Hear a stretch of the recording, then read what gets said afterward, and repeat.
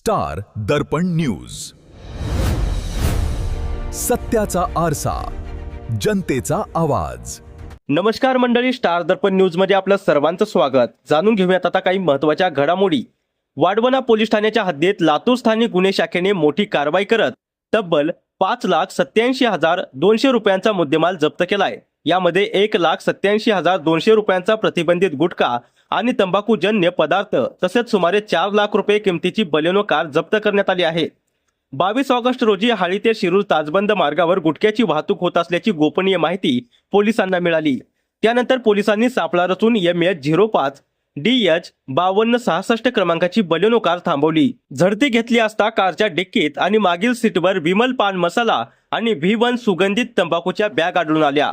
या प्रकरणी मुबीन सिद्दीक सय्यद वय 29 वर्ष राहणार दर्गापूर अहमदपूर याला ताब्यात घेण्यात आला आहे.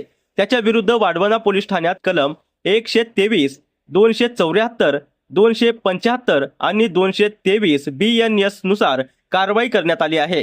पोलीस निरीक्षक सुधाकर बावकर यांच्या नेतृत्वाखाली साहेबराव हाके, अर्जुन राजपूत, मनोज खोसे, आनंद हल्लाळे आणि प्रवीण कोळसुरे यांनी ही कारवाई केली. पुढील तपास पोलीस उपनिरीक्षक प्रवीण हालसे करीत आहेत.